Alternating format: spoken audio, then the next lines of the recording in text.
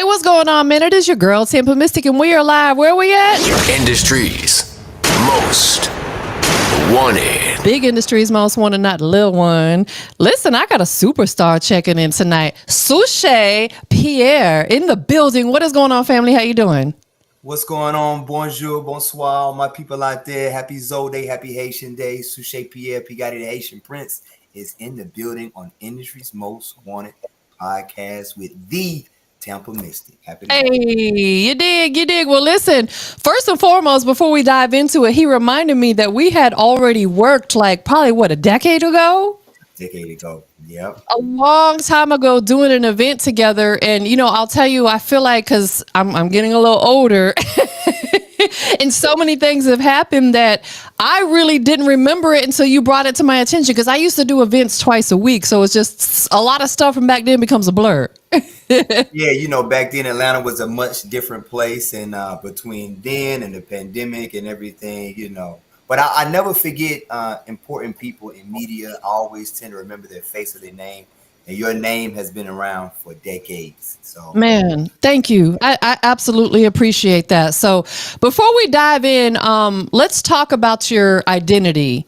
Who is Pierre at the core, and how does it evolve into Pigatti, the Haitian Prince? Well, Suchet Pierre Louis is the name I was given at birth. I am my parents. My father's an immigrant from the island of Haiti, Port-au-Prince, Delma-Saint. My mom is natural-born American citizen, and together they had me. And so I take after my Haitian Caribbean roots, and I named after my father. And that's important for me as I dive into my artistry and who I am. And so I wanted to kind of introduce myself as an artist, as me, Suchet Pierre. That's my actual name, and the music that I tend to want to do is for all people of color, all people of culture, no matter where you're from, Afrobeat, Haitian. And so that's where Suchet Pierre comes from. Suchet Pierre, you'll hear some of the R&B tracks from him. You'll hear some of the Afrobeat, the chant records, the party records. But then when the lights click down, and we know, because I was born here in Atlanta, sometimes we got to go Pigatti, you feel me? And I got to let you know how I let you know, because one thing for certain, two things for sure, I'm an Atlanta boy through and through. And so that's the Pigatti, that's the moniker. That's some of my rap songs, a little street.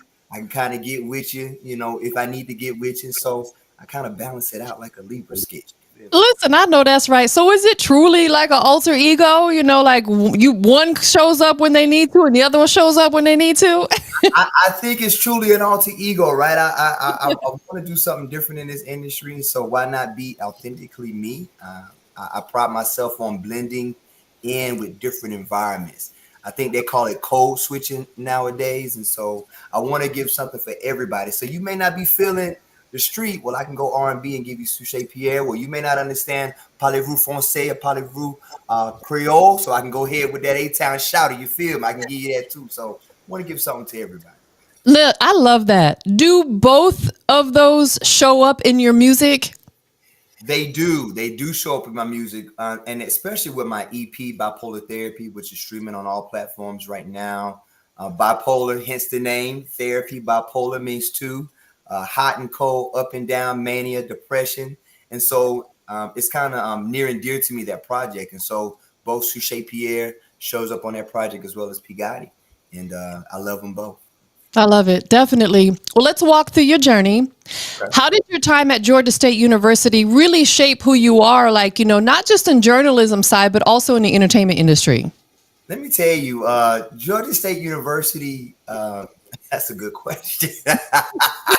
That was an interesting journey. I just came and transferred back from an HBCU, Alabama A&M. Shout out to my Bulldogs.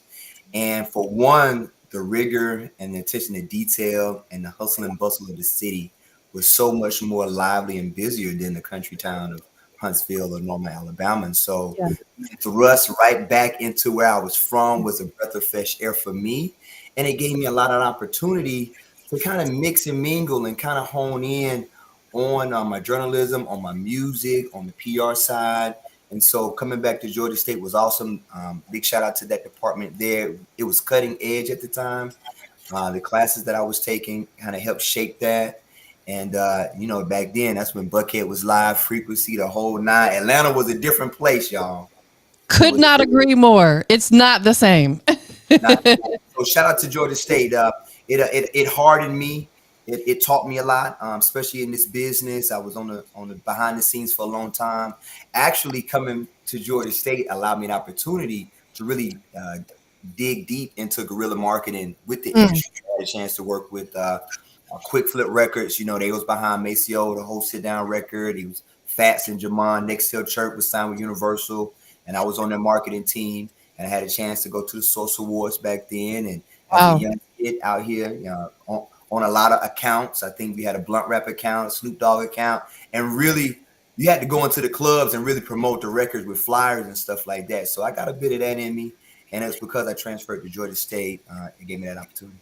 Absolutely. I feel like that guerrilla marketing was one of the best tactics pre-social media, because I remember there were nights I would be out with my little street team at like 2 a.m, putting flyers on the cars, waiting for the people to come out to clubs. And I was like, dang, is this what we always got to do? And then next thing you know, social media pops up. But I feel like even though there's social media, you can still be out there, that, hand-to-hand, face-to-face contact. Do you agree with that? I absolutely agree with that. I mean, especially let me tell you something. I'm gonna give you a jewel, right? For the artists coming up now, you want to do door-to-door, face-to-face sales. Trust me. Get out of your comfort zone. Go up to a gas station, a parking lot. Get your hustle on. Sell the CDs out your trunk if you got to, because people want to identify with you as an artist. They can see what you're about and maybe get an idea who you are on social media, because you can be anybody, and that's a good thing. But if you really want to move the needle in the right direction and really get a solid fan base, you got to get out there with the people. In guerrilla marketing, something I do. I always keep some flyers on me. I'm putting them on the cars myself. I'm telling people to download the QR code. Yep. And so I just want to connect with the people. So I definitely think it's a good idea, for sure. Absolutely. Something that I had seen, I actually seen it when I was in Columbus, Georgia for an event. I had stopped to get gas, and on the gas pump, an artist had put a sticker up there with like their Instagram name and a QR code. And I was like, man, that is dope, because we all got to stop and get gas, I guess, unless you got a Tesla, shout out to the electric vehicles. But it's like we all stop at the gas pump and we're there for a good, 2-3 minutes filling up. So, of course, I scanned it. I was like, let me go ahead and give it a scan. I was like, I wonder how many other people come along and scan it and, go check out his music or whatever. So it could be those little things that don't cost you a lot of money and only a few minutes of your time that someone could potentially discover you. That's an excellent idea. I was on a bumper sticker campaign with an artist. I was working back in that time, and we had bumper stickers, and we would put these bumper stickers in little 5 points. We'll put them over there by Club SO. We'll put them everywhere on the highway. And it's like, man, you kind of see yourself and you see what's going on. And with the internet, everybody wants to Google something. What is that? Who is that? And so it helps out. That is big facts. Absolutely. So, earlier on, you had worked with names like V103, Big Cat Records, and more. Was there like a pivotal moment during those early experiences that really still impact your career right now? Let me tell you, yes. And so Big Cat Records was important. That's who I went down to the Source Awards with. It was affiliated that working Q. He had a song called Dope Game. D-Money Records was behind there. I think Gucci Man was down there, Maceo. And so one thing I realized as a young person in the industry when I went to that award ceremony, and we were sitting on the floor, and I thought I was hot shit and all that good stuff. I realized, and this was the very first person I met in the industry I gave a business card to was Mike Tyson. I walked up to Iron Mike. I said, Mike Tyson, here's my business card. Connect with me. We dapped up. And so I was like, you know what? These people are just like you and me. They're regular people. It's the TV that makes them bigger than life. And so I knew then I could make it in this industry, through connection. So that always stands out. Source Awards during that time, man, was awesome. That is absolute facts. Listen, we miss 100% of the shots we don't take, right? Yes, you're right about that. You're right about that. We have to shoot our shot. There's been so many things that I feel like I've been able to accomplish because I shot my shot, if you want to say it like that. Like it probably would not have happened if I didn't take that step out on faith and say, let me test this out and see what happens. Like I spent 4 years on FM radio, and I simply sent them an email with my resume and they literally called me the next day for an interview. That would not have happened. You know what I'm saying? So it's like I pulled away from that situation because FM radio can be very political when it comes to playing music and this, that, and the third. But it was a great 4 years that I spent over there. I just want to say quickly, shout out to everybody checking in right now. We are live streaming on multiple platforms. Of course, we're on YouTube.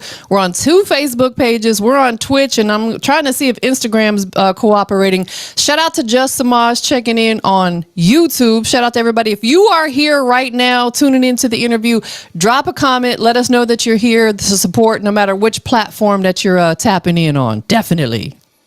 Absolutely. What's up, Just Samaj? How y'all doing? Thank y'all for tapping in. Definitely, 100%. So what inspired the transition from the journalism to becoming an artist, an influencer? Tell us about that. You want to know the true story? I do. So I always wanted to be behind the camera because at that time, our author by the name of Donald E. Passman, I believe was his name. He wrote this book called Everything There Is to Know About the Music Business. And with music labels, in that book, it taught you that the artists always get screwed in the end. So you never want to be an artist because 360 deals back in the day, those record deals, the labels, the politics, like you say, would always have the artist in a chokehold. And so I said, well, you know what? If I work behind the scenes, if I push an artist, if I promote an artist, if I do PR, I can always control my destiny. And then I realized, well, my destiny is connected to how bad the artist wants it. I can't go harder than the artist. I can't go out here pushing the record like it's mine, and the artist is not doing that. And so for a long time with many artists that I was working with, I'm like, man, they was sitting back chilling. I'm out 3 hours of nighttime passing out flyers, getting instant. I got so many emails in my phone. It's like, what are we doing? And I think it was one situation with an artist. We had a deal with a record label. I'll leave that name out. We had a deal. They came to us with some money. We want to do a signing bonus. And in my point of view, the artist had cold feet. And I said, man, we've been working this record for about a year and a half. I knew a lot of people in the industry, so I made a connection. They believed in what I was pitching to them. And the artist decided not to take the deal. And so I was crushed by that. And then that same story happened again, maybe like 7 years later. And I said, you know what? I'm not going to do that again. I created enough cachet and experience in this game to understand what an artist looks like, artist development, PR, media. I've done every facet. And I said, well, you know what? I got a full scholarship to college. I know music. I'm an arranger. I can play instruments. I was a drum major in high school and college. I know.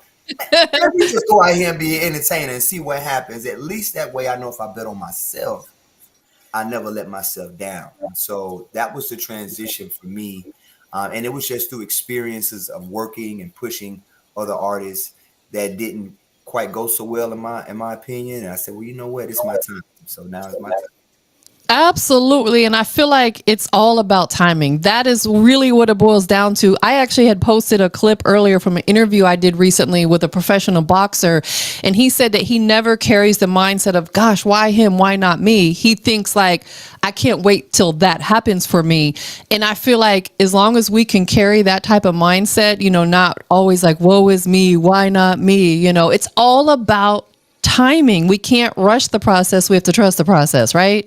Trust the process. Shout out to them folks in Philly. Trust, and that's what I've been doing. I'm glad you said that. And so it's been a journey. It feels good to be this free as an artist. It's always been in there, always. Yes, 100% to branch out. You have Sabrina checking in on YouTube. She says, hello, my friend. So I want to make sure that you've seen her comment. Shout out to Sabrina. Hello, my love. Sabrina. Over on Instagram, we got Tyler the Authentic. You know, he just threw up the flame emojis. He's one of the hottest barbers coming out of Florida. So if you guys are here on any of these platforms, sign me up. He gonna get you crispy.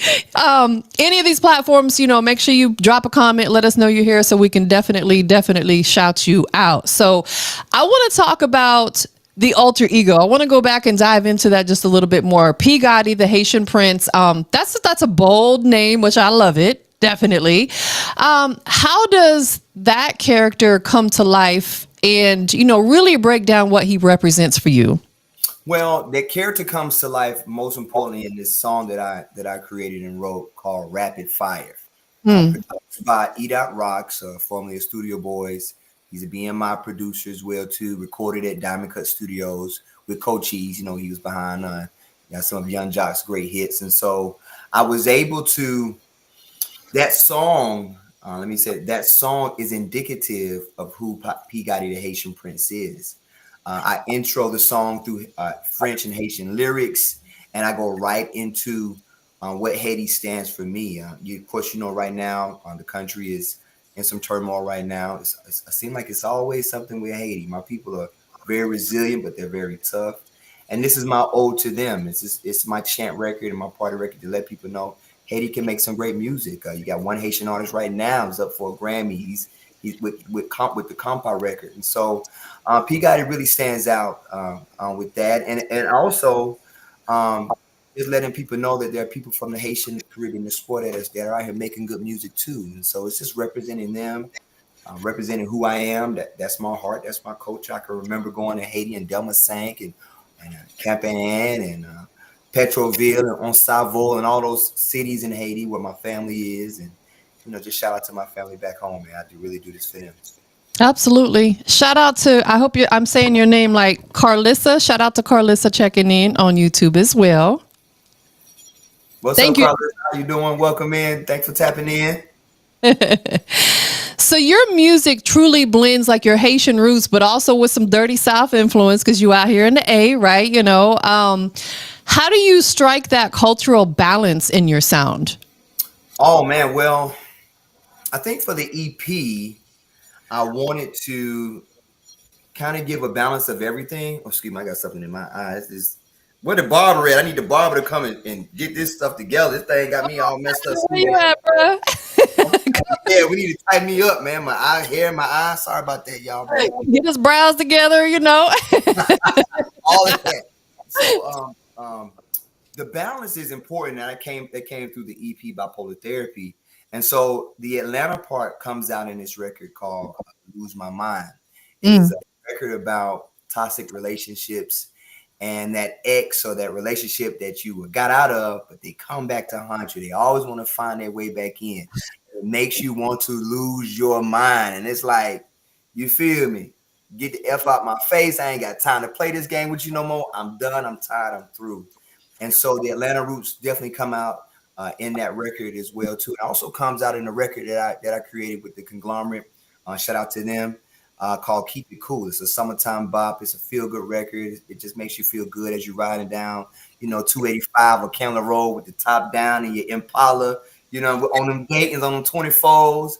And so, yeah, a couple of records definitely come out as Atlanta. And I wanted to show that because I was born here. I'm a first generation born in the States. And so my parents birthed me here, but I had a chance to go back to Haiti as a young man and was raised there. And so I love Atlanta forever. I love Atlanta, Atlanta, if it weren't for Atlanta, I wouldn't be the man I am today, man. So, Atlanta has just historically been one of those cities that's just so full of culture. Like, I always like to brag that I got to attend the real Freaknik back in the 90s because I'm your OG. I'm everybody's elder, That was probably one of the dopest experiences, being able to, it was me and my homegirl. We drove up here for 2 years in a row and we got to experience Freaknik. And I'll tell you what was so dope about it is the fact that we were young. I'm talking, we were probably like 18-ish, somewhere in there. And we were cool. You know what I'm saying? We felt safe. We didn't feel like, I don't think today these young girls could be in a crowd like that and feel safe because people be getting rowdy nowadays, right? Yes. But during that time, I told myself back then, I said, man, I'm going to live there one day. I love the culture, and now I've been here for 12 plus years. So I absolutely agree with you. Shout out to ATL, man. And they embrace people who are not from here. And I love that as well. They do, man. Atlanta, you're not in the Hulu special, are you? Tampa ain't going to find you in the special, am I? You know what's so funny you say that? Because I watched it. I was like, Okay. I think I missed it by 1 year because I think that they filmed it like maybe the year after or maybe the year before, like a lot of the footage that was captured in there. But I was like, it would have been dope because I was like, yeah, we was out there wilding, we weren't doing nothing too crazy. But I still got all my photos from back then. I'm gonna have to display them on the internet one day. You may have to do a photo bomb on them, man. But as Outkast said so long ago, the South got something to say, and Atlanta has been standing up for just the entire culture, man. Since then, every other city has their hits as well too, but Atlanta seems to be the foundation right now. Hopefully, we can keep that going. I agree. Shout out to Instagram. For some reason, it does not allow me to display the comments from Instagram on the screen. I'm going to try to hold it up here. Let me see. Shout out to my girl T checking in over there. How you doing, my love? Shout out to everybody checking in on the Instagram side too. So listen, we got a dope conversation popping. I want to ask you this. Walk us through your creative process when you're crafting a new track. Do you write? Do you punch in? Do you do a little bit of both? So yeah, I as a journalist, I pride myself on writing. Yeah. So I think I have a way with the pen, and my creative process is, of course, I definitely listen to the tracks ahead of time. I've kind of put my mindset of, okay, what do the people want to hear, and then how can I balance that with what I want to say? Because I never want to disassociate from the fan base or the people. Like I want to make music for them and what Yes. they like, and so I take that into consideration. And so my typical creative process is I hear a beat, I hear a track, I get with a producer, I say this is what I want, and I listen to it. The turnaround time on it tends to be maybe a few days or maybe a week, 2 weeks at the most. It'll come to my mind, and then I put the song together in one day. Really be less than a day. I'll put it together, I'll go back over it, I'll add it in, I'll touch it in, and I'm ready for the studio. Now, once I get in the studio, the magic happens. I'm really a one-take guy. Shout out to Lil Wayne. I'm one-take shorty. One take is really all I need. And then we'll go through it. I'll punch in. I do some ad libs. And I leave it up to the engineer to mix it and master it. And we're ready to rock, man. So I love that part. I definitely love that part. After I did this EP, I finished it in about 3 months. And that's me. This is my first time coming out as an artist. So I thought it was well. It took 6 months to formulate. I went to Mexico. Got inspired to write the first song, Equals 2, out there, which is a song about love, the first love, that puppy dog love. Wrote that record, came back home, wrote 3 more. Then in the process, wrote 2 more when I was in the studio with some of the guys, man, and we put that project together. And the EP release was in January of this year, 2025. January 22nd, 2025 was the EP release. I've only been an artist like this, man, for 5 months. And so it's exciting. I performed at a lot of places. I got dancers with me. So the creative process is important, and I'm an entertainer, man. Let me tell you something. My dream, and I'm going on here. I'm sorry if I'm going on too long, but the ultimate for me was to host the Grammys. Like I want to host the Grammys, the Golden Globe Awards. I feel like I am that type of host to get in front of a crowd, curate an event. I can do that at a drop of a dime, curate an event. And at the same token, let me perform in front of 1,000. Let me let them know what I got going on. Let's do it. It takes the right person to be able to do that, because there are some people who get in front of a crowd of 20 people and they freeze up, they start sweating, they start stumbling over their words, and there's nothing wrong with that. It's just, it can be tough staring at this crowd of people, especially if it's a big crowd that you don't know and they're all just like looking at you. You're like, so I commend you for having those big visions and them big goals to, host these major events. And you will get there. Again, it's just a matter of, it's not a matter of if, it's a matter of when. It's the timing. It's a matter of when. And I feel that way. I kind of would tell myself, I said, maybe the good Lord has me being a late bloomer, and that's okay, because I have enough of the business acumen and experience now to kind of curve out my own roadmap. You know what I mean? Being behind the scenes and in front of the scenes and seeing artists for so long, I kind of got a roadmap. And so I'm excited about it. I'm really excited about what's going on next year, really, after I do a full year of introducing myself to the fans as an artist. Because I think many people don't know me as that, especially when people I grew up with. They're trying to really figure out, okay, is he? I've never seen this part of Suchet Pierre. Who is P. Gotti? But after this year, once everybody kind of knows what's going on, I think next year will really be the year that things take up. And if I can get viral like Maya AP and do the fairy, I do.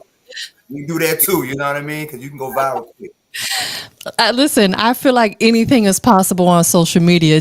You have to strike it at the right time. I feel like, my girl T over on Instagram, she said awesome work ethic. So, I totally agree with you. The work ethic is strong and that's important. Shout out to Carisha checking in. Of course, she was the one who made this connection for this to happen tonight. Live with Carisha. Make sure you guys tap in with her. She said she hopes she spelled something right. Let me bring it on the screen. Do you know what it is that she's referencing right there?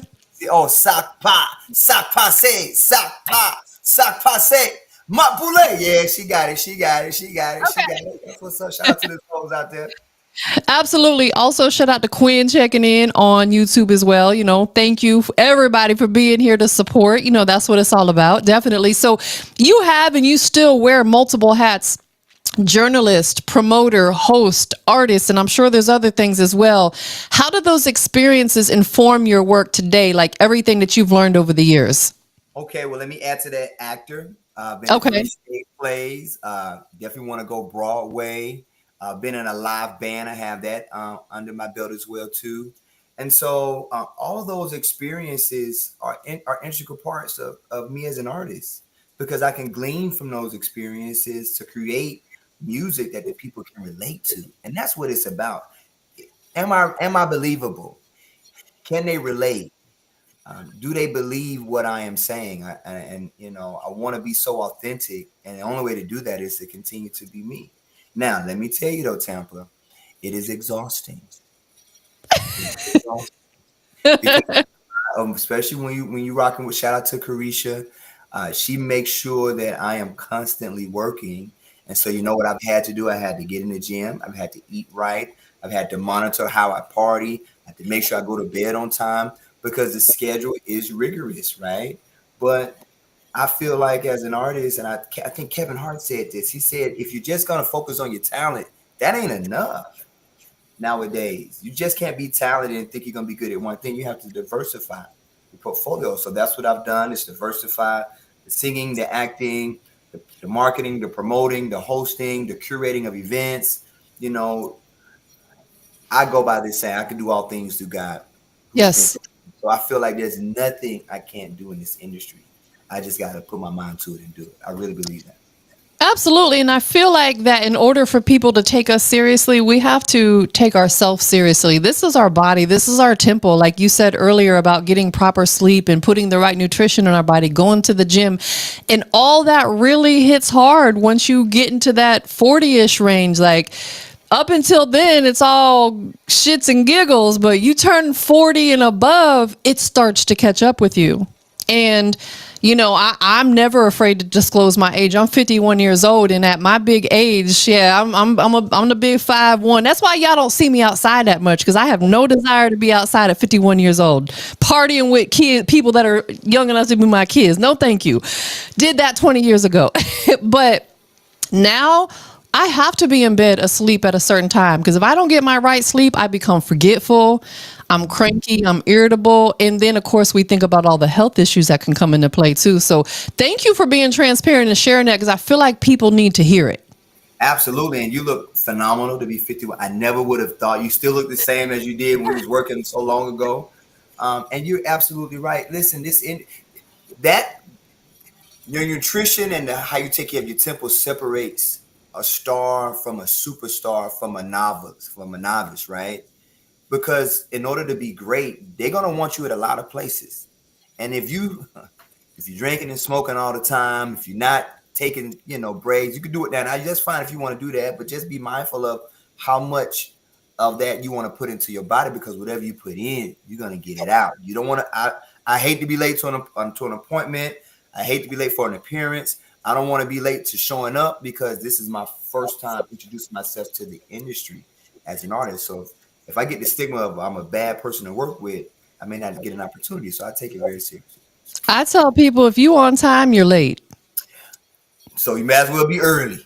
Gotta be. I'm so particular. I'm very, very, very, very punctual. Like, that's important to me. Like, if someone says and just so y'all know, he was very on time tonight for the interview. You know what I'm saying? Like, he was spot on. But like some people, they want to show up 10, 20 minutes late, and it's like, you got to respect people's time, you know, like, cause that's something we can never get back. That's the most valuable resource. And so it's better to hold others accountable when you respect their time. So when you say, hey, respect my time, you know, you can hold it accountable. So I think that's what it's about. And you know, I'm excited about everything coming. I'm excited. Shout out to my girl JC Rocker checking in on YouTube. She's one of the dopest artists, lyricists that I know. She pulled up to one of my showcases and she was the only artist that rapped a cappella on her beat. And she got so many praises for that because, you know, a lot of artists want to rap over their lyrics.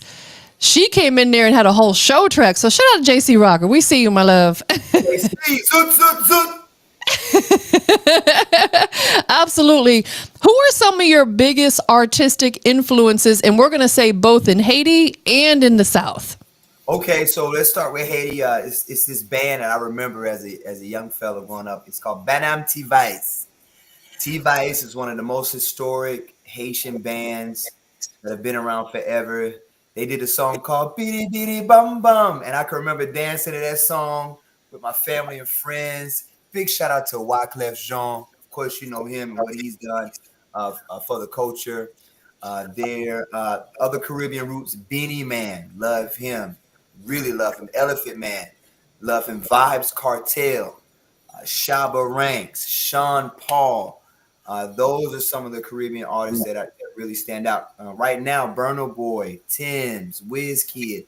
I listen to a lot of those as well too because they're trending the needle and they're moving into a different direction, especially with Afrobeat and the diaspora alike. And so then when we go back to the U.S. side, the Atlanta side, T.I., I'm Serious, ASAP was rocking him. Jeezy, Snowman was rocking him. Of course, Outkast. I think that double disc, Aquemini, Love Below, and that was the one for me. Speaker Box, that was a great album that I love. Really, people don't know this. Kilo the Dream, Player Fly, 8-Ball, MJG. Those people definitely, artists inspired me as well too. Got to give it love to Cash Money, Lil Wayne, and Young Money has definitely been instrumental. I really love those folks, man. Who I listen to a lot currently is Chris Brown. I mean, I love Chris Brown.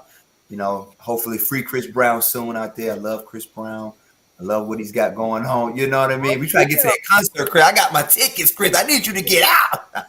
What's good, man? Y'all got to let that man go. For real, for real. I like Mario. I like R&B. So R&B is dope too. And so those are some of the instrumentals, influential on an artist. And then I got to go old school too. Michael Jackson. We got the Gap Band, Earth, Wind, and Fire. Really listen to them. Marvin Gaye. So all of those artists I'm inspired by those artists as well too. So I love all music, man. All music. Absolutely. I got to see Earth, Wind, and Fire in concert when I still lived in Tampa, and it was probably one of the best concerts I was ever at. Like I felt it to my soul. Like that live show that they did, you know, Earth, Wind, and Fire been around a long time, but they still had all that energy on stage. So absolutely. And I love the fact that you paid homage to so many different artists. I feel like that's important, is we have to be transparent with, and pay homage to other people who do things. Just like shout out to my girl Carisha. You know what I'm saying? Shout out to all the other journalists out here and people who do interviews. Like same thing with you, paying homage to these artists. We have to definitely do that. Yeah, I mean, they paved the way, man. And I could go on and on because my mom, right? She, my mom had a whole crate of 45 and 38s. I'm talking real records, the real wax records. And I can remember as a kid, we had a record player. I just go in that had the Thriller album. I listened to that and listen to that. You know, we had a lot of the old school bands. I would listen to those, the Ozzy Brothers. It's dope. Then I shout out to Coldplay. Shout out to Green Day. Shout out to the Rock Band Suit because I got some of that in me as well too, man. Fall Out Boy is one of the best bands. We going down. There's a song that I like to perform as well too. So shout out to all the artists out there doing it. I'm trying to get to where they're at. That is facts. And you will. Again, it's just a matter of time. You know, everybody's journey is different. So I feel like you're well on your way to make it to there. Shout out to Daniel Shepard checking in on YouTube. He said, my boy, let's go. So he shouting you out. So you've mentioned aiming to be a chart topping success artist. What does that look like for you? You know, everybody's vision of what they want to do could be a little bit different. What does it look like for you? I would love to be to have the single of the year, Grammy's new artist of the year, and maybe album of the year. I know that's a stretch because those are really, really hard. It could be Grammy, it could be Billboard, it could be American Music Awards, it could even be Country Music Awards or Caribbean Music Awards. And so I aim to get those awards, not just to have something to put on a mantle, but if you're getting those particular awards, that means you are becoming not only regional, international, right? Global. I want to be a global star. That's why rapid fire is important. I pay homage to a lot of countries all throughout this world, just to get up and dance and work out. And I want to make music for everybody. And so I hate being closed into a box because I like to break out of boxes, right? I don't like to be caged up. And so just making music for everybody. But if that can be awesome, really, and you know what? Push come to show, let's get an EGOT. Let's get a Tony. You know what I mean? Let's get a Grammy. Let's get an Emmy. You know, let's get that, man. Because, you know, acting is something that I love to do as well, too. I would love to go on Broadway and star in a show. And so, like you said, it's all about time. And thank you for asking that because I want to put that out there in the universe so it can come on, so it can come back. Listen, I'm majorly big on manifestation. One thing that I start my day with is positive affirmations because I feel like that can dictate how your day is going to go because really what you put out to the universe is what you get back in. So if you wake up with this crappy attitude, you're going to have a crappy day, you know? So you got to wake up and manifest and speak them positive affirmations. I'm a big believer in that. Shout out to Matt Harmony over there checking in right there. You got all your people, all your family checking in. We appreciate you. Matt's cool. We was just rocking out this past weekend, man. Matt's cool, man. He's a great R&B singer. You're gonna catch me and him tomorrow at Status Lounge right here on the South Side in Atlanta, man. So appreciate you checking in, Matt. That's what's up. JC Rocker said you're a vibe. Yes, he is. I agree. JC Rocker, you a vibe too, sis. Yeah, rapping with a show track, and that's what I do too. I try not to rap over my lyrics, man. Let's be authentic. Let the music speak for itself. Because if you practice that, you'll be good at that. Period. 100%. So what is the legacy that you're wanting to leave as P. Gotti, the Haitian Prince? Well, I would like to, when you say legacy, I think about my kids. Honestly, when you said that, my 4 beautiful kids. You know, I want to be a glaring example to them that you could do whatever you put your mind to. That when they see their dad and, you know, whenever my time is, however far the Lord wants to take me here, they can say, you know what, I know I can do whatever I want to do because I know my dad didn't have any limits, didn't have any barriers. There's nothing that he can't do. Even with my friend groups or friend base, you know, if you could do whatever you put your mind to, and the legacy of hard work hard at what you want. Work hard. And look, nobody never said it was going to be easy. And it's not. Everybody tuning in, if you're an artist, if you're an entrepreneur, Tampa, you've been around for so long, it's not easy. Because if it was easy, everybody be doing it. You have to prioritize your time management, who you put in your life, how you want to do it, perfecting your craft, and it's not easy. And so leaving a legacy of hard work and believing that you can do anything you put your mind to is something that I want to leave to my children as well as the coins, right? You want to make a lot of money for them to pass it down, but other people as well too, you know. Absolutely. And you're right. There are some very difficult times. I feel like, especially if you are a full-time entrepreneur, the economy can be crazy. Finances can be crazy, you know, but it's like if you're someone who can push through it and oversee all that, you're going to end up in a great and beautiful situation. I feel like we just have to persevere through all that. Absolutely. I agree. Shout out to Crystal Lucci in the building. What's going on, beautiful? Look, let me tell you something about Lucci, but let me tell you something. When you talk about style, charisma, in your face, not being basic, that's La Lucci. Like Lucci gonna get it in. She's someone that has inspired me as well too, because she believes. She's an artist that believes in herself, and she goes beyond to make sure she does what she needs to do. And she's so dope. I love when people just unapologetically give the audience who they are. And I feel like she's the definition of that. I absolutely love that and I respect her. Of course, you know, them 2 beautiful girls right there, Carisha and Crystal, you know, like both of them are out here doing their thing. So shout out to you ladies. Exactly, legendary for sure. They are definitely legendary. That's what's up. Absolutely. So let's talk a little bit more in depth about Bipolar Therapy, the project. I love the title first and foremost. Is this something that hits really personal for you? Yes, it does. And so I have an opportunity to work with people that are affected by mental health. And so when you talk about mental health, that's something that is definitely rampant, not only in our community, but I think in the world. And everybody, even if you're not clinically diagnosed with a mental health disorder, you're going to go through something where your mind is just going to be like, what am I doing? And I think a lot of that stems from, if you're not clinically diagnosed with something, a lot of your mental health comes from your relationships. It comes from the people you deal with, right? Clock that. We gonna clock that. It comes from the people that you deal with. Log People. that to you right there. It comes from your friend groups. Peer pressure is real. It comes from the people that you want to be in love with or who love you. It comes from your family. And so we all have doubts in our mind. Or are we doing the right thing? Or should I take this risk? Should I not take this risk? Should I second guess myself? And so that's all dealing with your mental health. And so I have an opportunity to work with different people in that community. I am a certified anger management specialist. And so I kind of help people deal with that particular anger and give them coping skills and do things of that nature. And so as I was creating this project, I had to come up with a name for the EP. And because this project is really centered around my relationships with people, specifically relationships with women and my friend groups. And so as you kind of listen to this music, you kind of be like, man, I want people to be able to identify with that. If you meet a person that you're in love with and you're listening to the song equals two, where you got 1 + 1, it equals 2, that means both of you all are connected, right?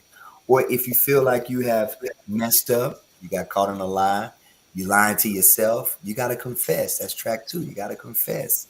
Or maybe if you just got over a breakup and you want to get on to somebody new, maybe you meet that cosmic girl or that cosmic guy, that person that brings you back to life, because a lot of relationships build us down and say the best way to get over somebody is to get a new relationship. So you have that.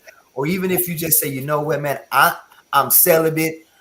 I ain't dating nobody else. I'm resetting my mind. And so that's keep it cool, right? We just gonna keep it cool. Have a good time. I ain't worried about you. You ain't worried about me. Don't come around here. We don't want no smoke. Or say you got all your stuff together, and then that person that loves you the most or don't love you comes back in your life, that makes you lose your mind. You kind of second guessing things. And so that's what the project is. So it's an ebb and flow. It's ups and downs, just as if someone was dealing with a bipolar disorder. So that's why I want to pay homage to that community as well as to the relationships that I've dealt with. So hopefully it all makes sense and tie in. So Absolutely. And I love that because I feel like it has a little bit of something for everybody. So that makes it a very well-rounded project. And that's important as an artist. You want to touch the people on every level and aspect that you can. And you're incorporating different types of vibes into your music, your Haitian roots, the down south roots. So they don't know what they're going to get when they tune in and listen to one of your records. It's like a box of chocolate. You never know what you're going to get. It's a surprise, right? And so let me tell you why I decided to do the EP that way. It's because when I write my first real album, I want the people to tell me what they like. And so I'll go to the data at the end of the year, fourth quarter. Me and my team will go through the data. What song got the most streams? What songs got the most playlists? What are people reposting the most of? And so if it's rapid fire, I'm gonna do an Afrobeat album. If it's equals to, I guess I gotta go R&B and start doing some collaboration with R&B. If they like the Atlanta street, and we got to give it to them raw and real. So I felt like that's the best way for me through my experience to do it, instead of just seeing what's gonna stick on the wall. Because then you waste your time, you waste your money, you kind of in a hamster wheel. So that was the method behind it.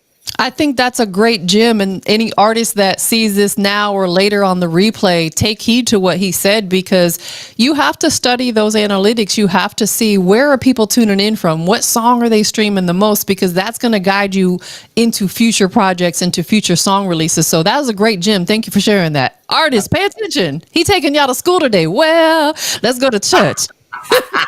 Well, okay now, Tam, I see you. Hey, Pastor Pierre in the building. Let's do it. Absolutely. So we do have your record loaded up and ready to go. It's called Rapid Fire. For anybody who hasn't heard it, who produced this record? You gonna play this record today? Oh, we're going to play it right now. What a surprise! Oh, that's so dope. E. Dot produced this record. He is somebody that has been influential in the music career. He gave me a whole beat pack. He said, "P, find a beat. We're gonna produce it and make it work." He's part of this group called the Conglomerate, which is a bunch of men working together to try to make something better of ourselves. And so I'm a part of that conglomerate. He's a part of that, and so we're working together. And so he produced the beat. It was recorded at Diamond Cut Studios by Cochise. People who in the industry, they know of him as well too. And so it's called Rapid Fire, man. I hope y'all like it. Already. So we're about to get into it. Before we do that, a couple things I want you to let everybody know, and I'm going to put it on the screen, but outside of like your Instagram, you can give that too. What social platforms can people follow you on? And his IG is on the screen right now. So it's Suchet Pierre on Instagram. It's Suchet Pierre Louis. It is Suchet Pierre on TikTok. I'm also on X or Twitter. Those are the most social media platforms that I'm on. And you can follow me. And YouTube is Suchet Pierre. Definitely YouTube is Suchet Pierre. My EP is streaming on all digital platforms. Shout out to DistroKid. So it's everywhere.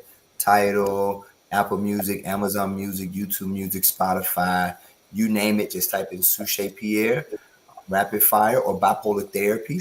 And the music should pull right up. Absolutely. And who do you want to give thanks to for loving you and supporting you through your journey? Oh man, thanks, man. Well, hey, mom, what's up? Hey, dad. Let's give them a shout out first. But first, give an honor to God, man. He's the head of my life, man. He is awesome. He's kept me. He's amazing. He's given me this gift to put out there to the people. So I'm appreciative of that. Shout out to the lovely lady out there. She knows who she is. She was the woman behind curating the album release and the EP, and very instrumental in helping me do the music.